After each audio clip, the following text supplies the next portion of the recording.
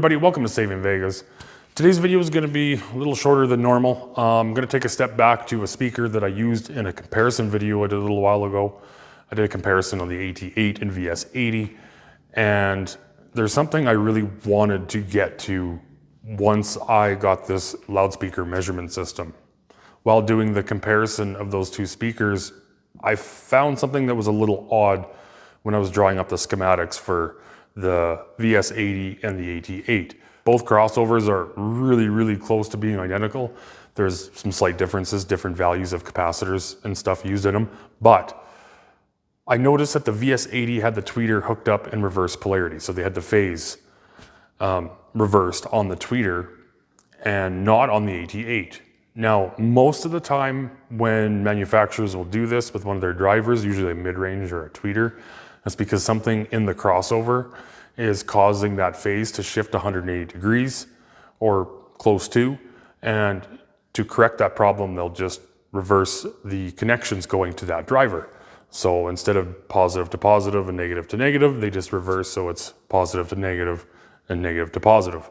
And that will shift that phase 180 degrees. So seeing that the crossovers were so identical, just that slight changes in the values of those components, I thought it was a little strange that the AT-8 wouldn't have had this done, but the VS80 did. So I did a little playing around with it, did some sound comparisons, and when I didn't have this measurement system, I wasn't able to prove what I was hearing. And it was really hard to tell. I thought it made a difference, but again, it wasn't enough for me to be able to come out and say it.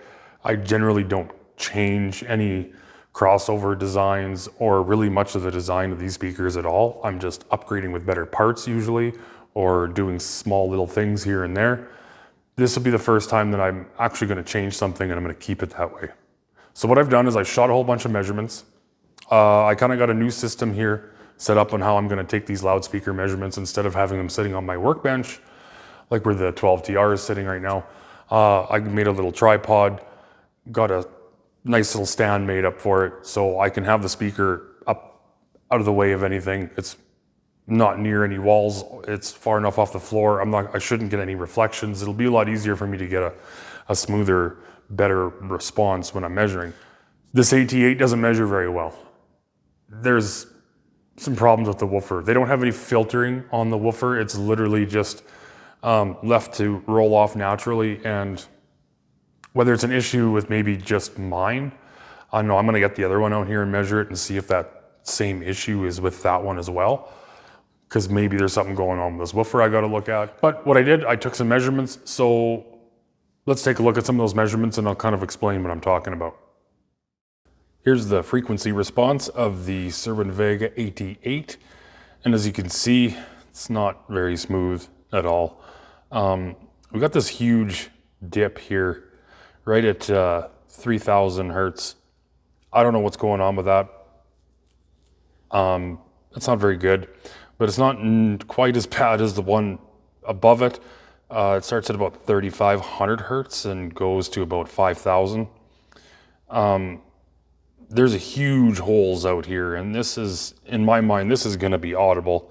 You're gonna hear this, and then it's not too bad playing up. And there's a little peak at the end here, which, you know, I don't have anything against that. I actually don't mind it, but then it just kind of falls off here, probably at about 16,000 hertz. It is what it is. There's not much you can do about that. That's just the tweeter itself. But what I want to do is I'm going to show you the drivers independently. I shot the tweeter and the woofer separately because it really helps in just trying to figure out what's going on. Here's the independent drivers, just themselves without anything else on the chart. So the red line is the woofer, and as you can see, that first big dip that we had, that is just a part of the woofer. There's no filtering on the woofer, so there's nothing that you can really do to change this unless you were to redesign the crossover and try to roll that woofer off a lot sooner. But it's just one of those things we're going to have to deal with. And other than that, it does drop off quite steeply, and then there's a little bit of bumps and stuff down there, but I mean, that's pretty low. you're not really going to notice that. But you notice where this woofer and the tweeter cross is at about 4,500 hertz. That dip doesn't look that bad looking at these two, but when these two sum, so I'm going to put this on with the overall measurement, and then you can kind of make the comparison here. So here we see the white line here is the first frequency response I showed. This is the overall frequency response of the AT-8. And you can see right where the tweeter and the woofer cross, they're not, the frequency response isn't summing up, it's actually dipping down. With both of those frequencies playing, it should actually be up around that 85 dB mark, or close to it at least, and they're not. It's actually kind of sucking out there a little bit. So this kind of leads me to believe that possibly reversing that tweeter might help that hole right there. It's not going to do anything about the first one, that really sharp dip at 3,000 hertz, but it'll help this one, and that's a larger gap, and it's definitely going to be noticeable. So here we have it, shot a measurement with the tweeter reversed, and that'll be the green line here, and you can see how it brought that hole right back up where it should be. Again, not the first sharp one at 3 kilohertz, but the one from about 3,500 to 3,500 to 5. It really cleaned that right up. It's still a little bumpy, not the smoothest response you're gonna see, but most Cerwin Vega speakers don't measure super flat, so it's not anything to be unexpected. But for this reason, and because I took these measurements, I'm really thinking that I'm just gonna suggest that if you've got a set of AT-8s, try flipping the wires around on the tweeters and see if it's an improvement. See if you can hear an improvement. The next measurement I'm gonna show here is just the spectral decay. So this can tell you a lot about a speaker too.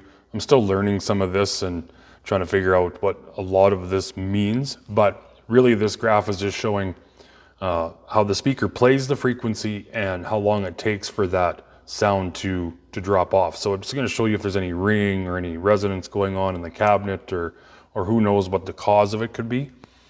If you look from about 5 kilohertz and up, that tweeter plays super clean. Like it plays and then it stops, and it's pretty good. All within, what is this measurement here? 0.66 milliseconds. It's playing the note and then it's done. So in the middle, you can see there's a lot going on, and it's pretty rough. I'm not always really concerned about too much of the on the lower side of the frequency, even though it's not too bad. You can see where that woofer kind of plays down a little, it's playing a little quieter as it gets higher up in the frequency, other than a couple little bumps coming out here around 1 kilohertz. It's really not that bad. It's in the middle here from just past 2 kilohertz and up to 5. You've kind of got some ringing in there, and my guess is this is just the woofer itself. I really don't think this woofer shouldn't have had a filter on it. I think the crossover point should have been changed a little bit on these. I feel like that tweeter could probably, maybe the tweeter can't play down that low. I haven't shot a frequency response of just the tweeter with no filter on it, but maybe the tweeter doesn't have the ability to play as low as it needs to, but that woofer definitely doesn't play up as high as it needs to kind of make that really smooth. But really though, I've seen a lot worse. It's not the end of the world. This could also, some of this ringing and stuff in here could have something to do with that sharp dip there at 3 kilohertz. But this is just a characteristic of the woofer, I'm assuming. If I figure out and I'm able to fix this, I'll be sure to make a video on it and show you guys what I did. But for right now, I'm just leaving them as they are. I'm still pretty satisfied with how they sound. Yeah, that's pretty much all we're gonna look at. So that's gonna do it for this video. If you got a set of these AT-8s, try flipping those wires around on the tweeter and see if you like that better. If not, put it back. Who cares, right? It's worth a try. If you do reverse the tweeter in your speaker and you like it and it sounds better, I mean, what's wrong with a free upgrade, right? cost nothing. Now that I got all that out, I can get back to working on those 12 TRs and get working on that video, and hopefully I'll have that up sometime soon within the next week or so. And yeah, till next time, Cerwin Vega, big or small, save them all.